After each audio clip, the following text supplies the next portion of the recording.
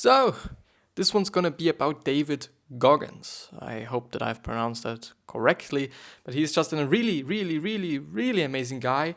But, as always, more after the intro, as every day. And now I do have sound. Because in the last episode I actually didn't hear my own intro, because when I'm having my volume on my PC, then I hear it, and when it is not on, I don't hear it. But yeah, with that being said, hello, welcome back to the next episode of the Self-Development with Tactics fucking podcast. And I'm pumped.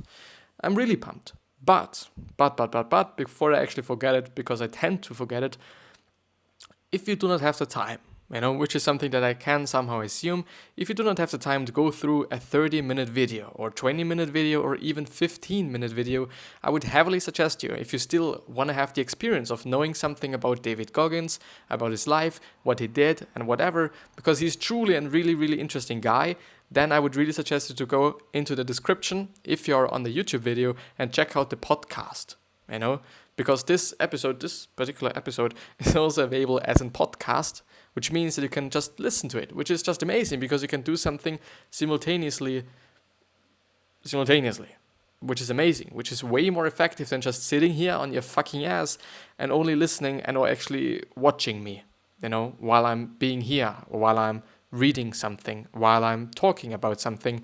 It is way more efficient, and the experience is still the same. Sometimes I'm showing things and then it is a little bit fucked up because you can't see it through the podcast, but it is really efficient, because you can do some things besides that, You're not bound to one particular thing in the end, and you still get the whole experience, You still get the really whole experience in pretty good quality even. So head down in the description, check out the podcast, subscribe to the podcast because there's going to be content every single day, as well as on the YouTube channel. So please also subscribe to the YouTube channel. It would really mean the world to me. But, it's not going to be about my YouTube channel. It's not going to be about my content, but it is going to be about David Goggins. Why David Goggins, you might ask, and I think it is actually a question that really might come up, because is he pretty known? Relatively. I do have to say relatively. He's not as known as, for example, at least at my point of view, he's not as known as Jocko Willink, and still there is a correlation between those two guys, between those two characters.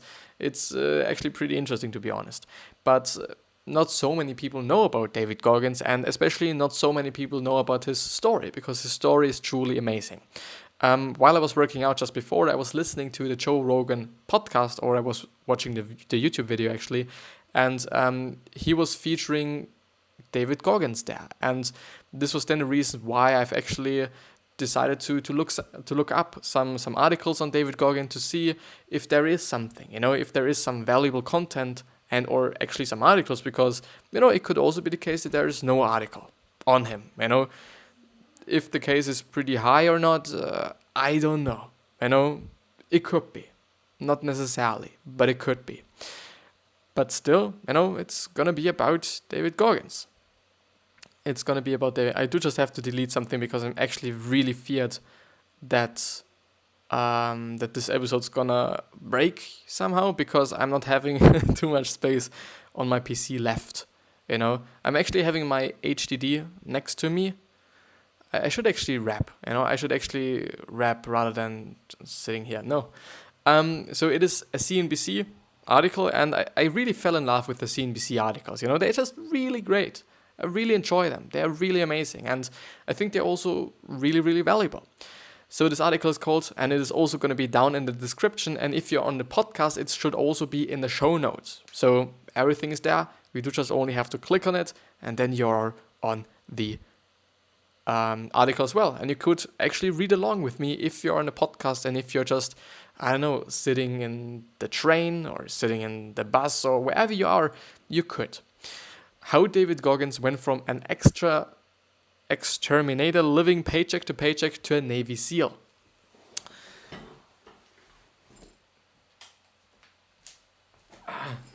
We need the light.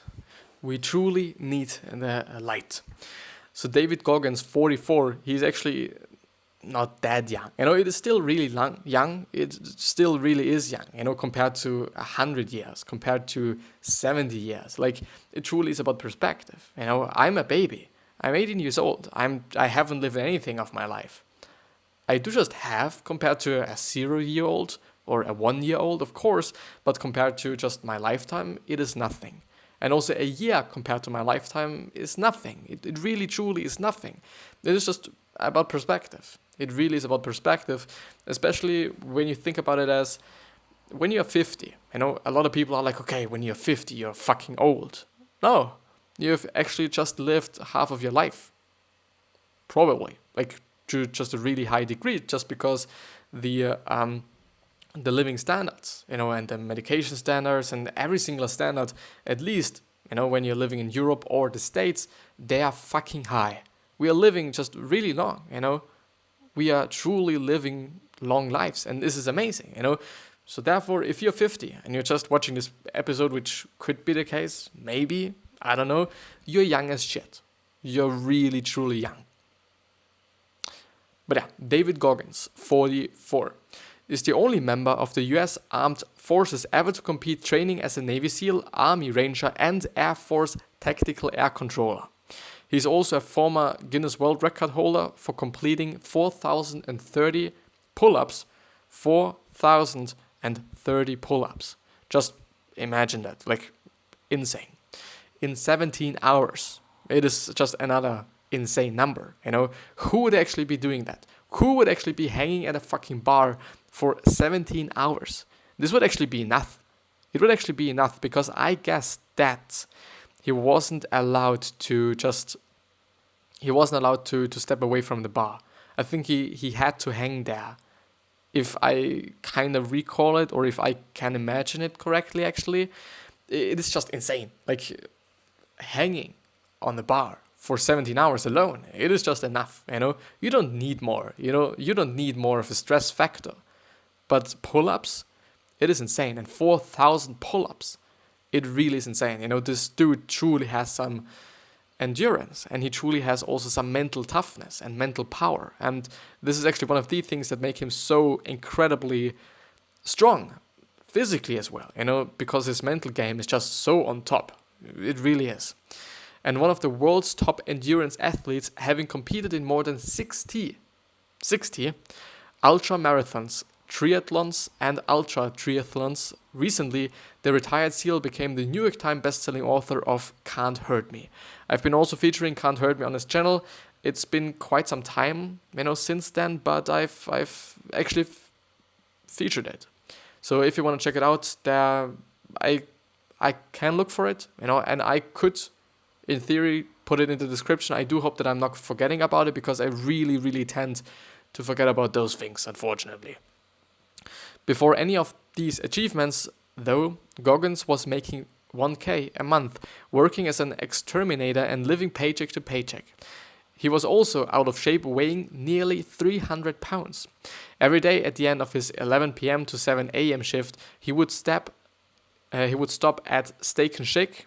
I would go in and get a large chocolate milkshake, Goggins tells CNBC Make It, and then I would go across the street to 7-Eleven, get a box of mini donuts. On his 45-minute commute home, he would pop donuts like Tic Tacs. Yeah, I truly believe in that. Like, 300 pounds is definitely something. 300 pounds or 300 pounds. But the thing is, he was able to lose 106 pounds. I guess it was 106 pounds in 3 months, which means 35 pounds or something per month. It truly is not healthy. It really is not healthy. And he himself said in a Joe Rogan experience that I've just been listening to, he himself said that it was just one of the hardest things, and maybe even the hardest thing that he ever done. And this just means something, 4,000 fucking pull-ups is something, but just being able to lose over 100 pounds in 3 months is also something, it is truly a lot. Like, I don't know, like, I couldn't imagine it. I really couldn't imagine it. Like, I actually do have to recalculate what 300 pounds are in kilos. Okay. So it's 136.08 kilograms, if you wonder as well. And 100 pounds are pounds.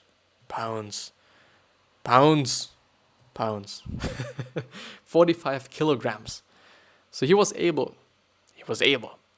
to lose 45 kilograms. So actually more than, let's say 46 kilograms in 3 weeks. Months, which means divided by 3. Can I do that? No, never mind.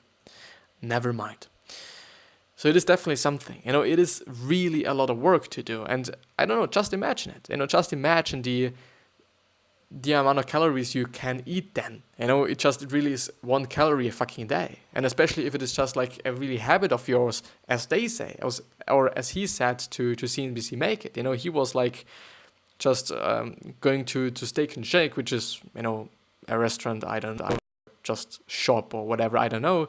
And he got a fucking chocolate milkshake, and then he was popping mini donuts like Tic Tacs. Like, he was eating just a lot of fucking food. He was just eating a lot of calories, and actually then going from this really high calorie diet to just this really probably low calorie diet and doing so much sport and so much exercising. It is insane. It is insane on a mental level. It truly is insane on a physical level as well, but you just really have to start it on a mental one.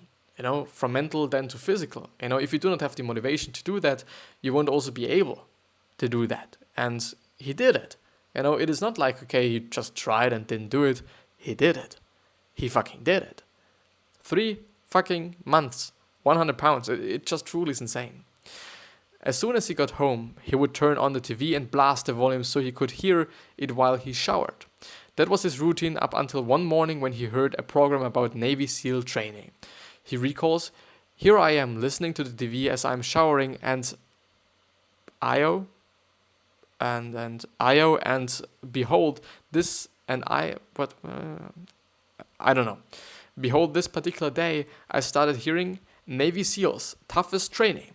I was hearing it cut out between the water hitting my ears." He got out of the shower, watched the remainder of the episode, and that's when he says, "I got sick of being haunted by being nobody."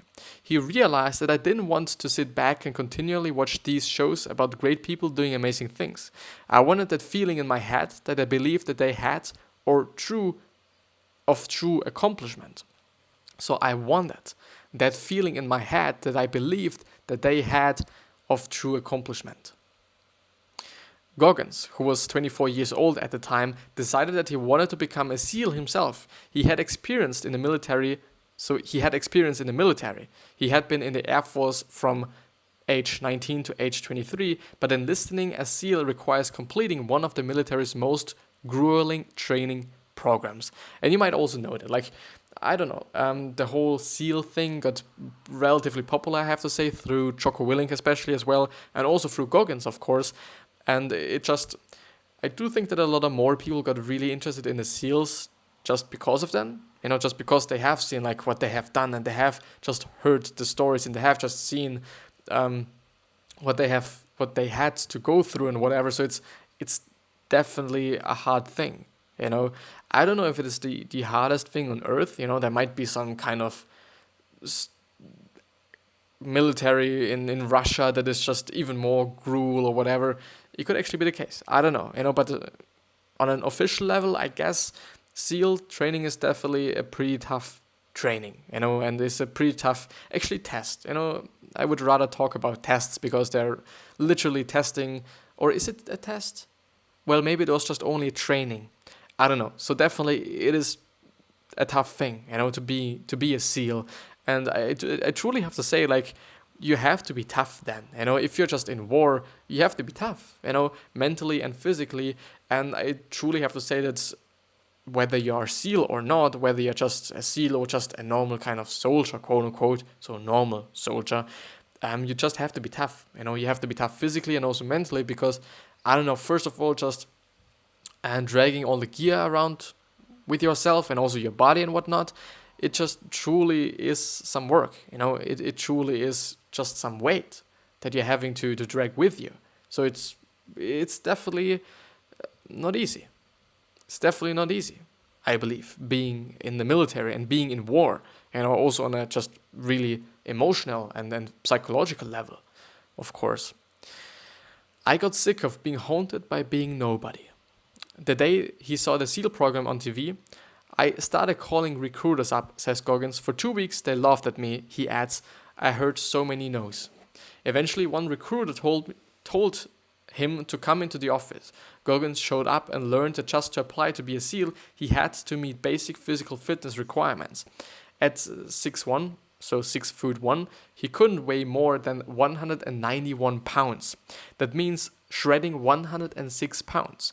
He established a training plan and went on this crazy routine, eating hardly nothing.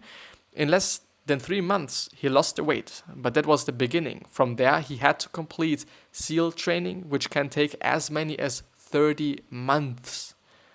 30 months! It is just long. It really is long. The toughest mental and physical challenge of the program is Hell Week, and you probably also know about Hell Week. It is, I think it is just really, just going back in time a little bit, the SEALs got really popular, through Jocko Willink, through Sniper, the book, and also, I guess, the movie, because it was actually also based on a SEAL, as far as I know, or as Jocko actually said.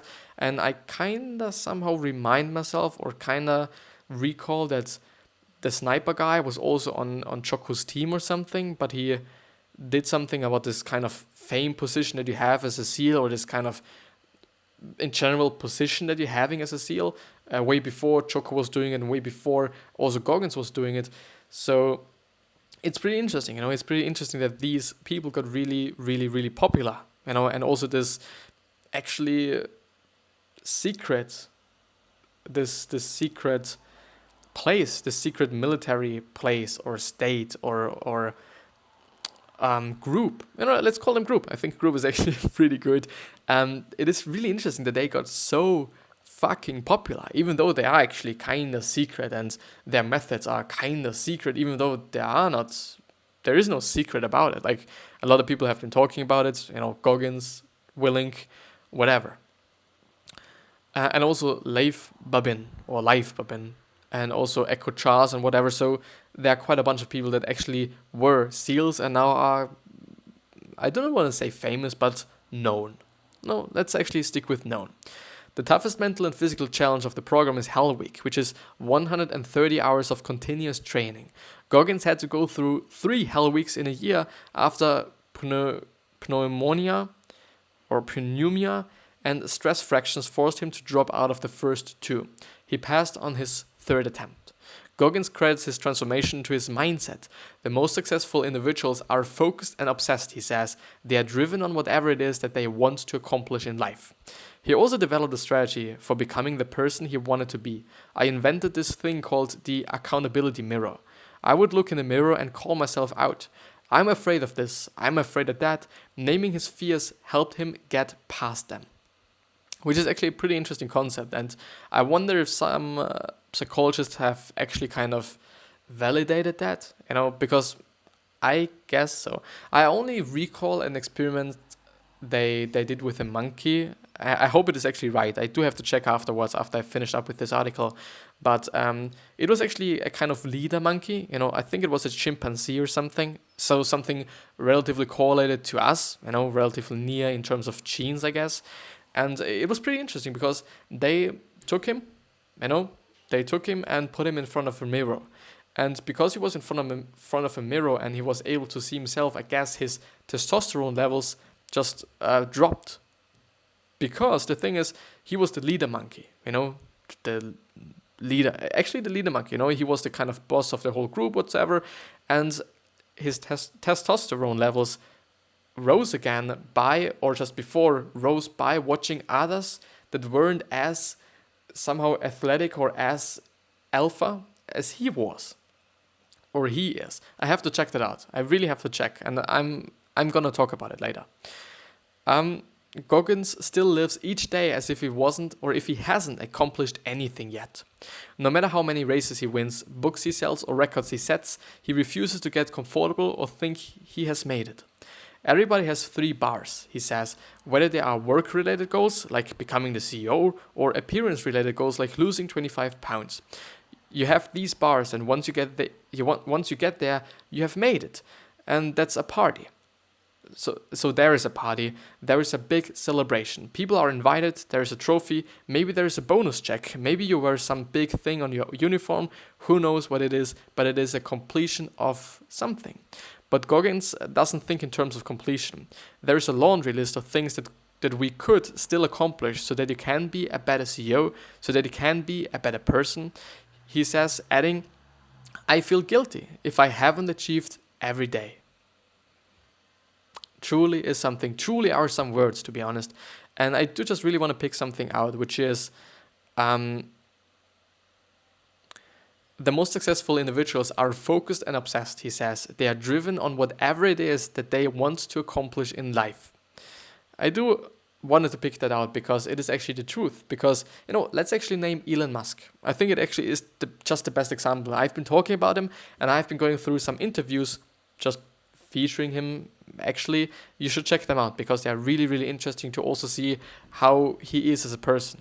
He's also talking about some personal shit there, not really in terms of kind of family shit, I guess, but in terms of how he thinks and why he did some certain things, like having, I think it was 120-hour weeks, if I recall that correctly, and a week should have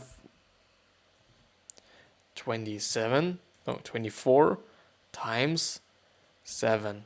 168, which leaves him with quite 40 hours each day for sleeping and other shit that is not work, because he was working 120 hours this week, or even maybe it was 4 months. I don't recall that correctly or that surely, but he definitely worked a few weeks, or at least 1 week, 120 hours long, because he was so obsessed with getting Tesla where it is right now.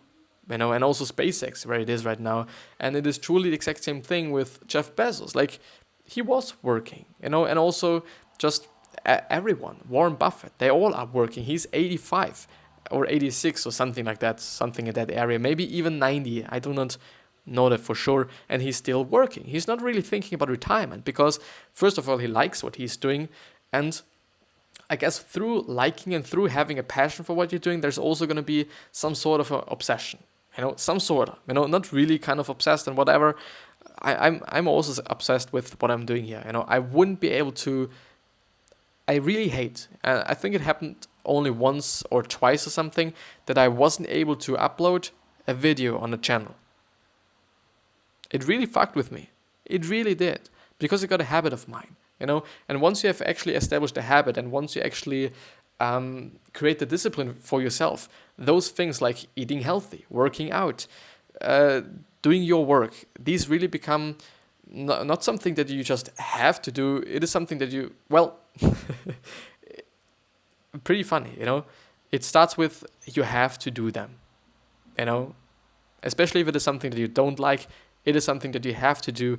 But if it is something you're passionate about, you're obsessed about, it is becoming something that you have to do. But you have to do it because you like it so much. You have to do it because you're passionate about it. Or you have to do it because you want it to be successful. And it's all just is the case for me. Like, I don't know. I don't know if I would actually kind of stop doing it. And this is actually also a problem, because when do I know when to stop? And then The Dip by Seth Godin, it's a book, and it actually tries to answer the question. It tries to answer the question of when you should actually be stopping, when you should actually be taking another course, when you should actually be doing something differently and not the exact same way as you did the first 3 years. It actually tries to answer that. And I think it actually does it pretty great, because it says that somehow, I do not recall it that correctly or that kind of just detailed or whatever. It basically says that if you know that the outcome of what you're doing is not going to be something that you like, you should not be doing it. And you should just immediately stop and do something else that you're going to be sure, that there is going to be the outcome or a outcome that you truly like to have. Whatever it's going to be, whether it's going to be a lot of money, whether it's going to be just being happy, whether it's going to be whatever, a great life. If the outcome is something that you like, you should definitely go for it. and there's also just some other stages of doing things and whatever. So it's truly something to go through. It really is an interesting book, and I think it has also been just one of the most valuable ones that I've not read, but I've actually featured it as a summary on the podcast as well. So maybe I'm also gonna, if I recall that, I'm also gonna put it down in the description. I've actually forgotten about the first one. I've actually forgotten about the first one that I wanted to link down in the description. So if you truly need what I said that I'm gonna do, please either hit me up on Instagram or on other social media sites, Twitter, whatever. Just being like, okay, please give me this and that. I'm gonna do it. Social media is gonna be a little bit better than YouTube in the comments. Still try it in the comments as well, or the best thing would be both. And I'm gonna reply to you. I'm definitely gonna reply to you if I do not remember something. But yeah, mirror chimpanzee. How do you even write chimpanzee? I don't know that shit. Mirror chimpanzee experiment testosterone or something. Maybe it is enough. Mirror test. No. There was something about it, and it was in a book if I remember correctly, but I do not remember which book it was. This is kind of the fucked up part about it. Oh, it actually comes up. The effect of the pubertal testosterone. I'm not able to find it that quickly, so that I could show you. Really sorry. Maybe I'm gonna find it afterwards. Maybe I'm gonna look for it afterwards. But let's actually go through a really, really, really quick Quora question. And if you wanna, if you want me to answer a question that you asked or that you are thinking about, please just actually hit me up on social media. It's gonna be the best way. Quora is not gonna be the best way because I often do not see those questions.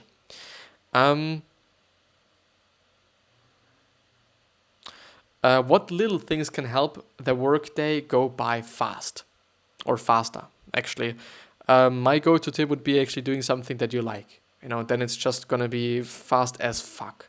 If you, it is. I think it is a truly interesting phenomena. That it is actually the case that time is gonna fly by if you're doing something that you really like, and time is gonna just really be slow if you're doing something that you hate, or just dislike. So I truly would say that you should be doing something that you just like to do, something that you're passionate about, and something that you're obsessed about, and something that you feel like it is going to get you where you want to be, and the outcome's going to be super amazing, or at least good. I think this would actually be my only kind of tip. I don't know, or actually kind of have some sort of motivation for you. Maybe you're listening to some audiobook, something that you're just truly interested in, so that you're able to just listen to something, because an audiobook is a little bit better than music, because an audiobook is just a story, and you can go through the whole story and you can't go through the whole story.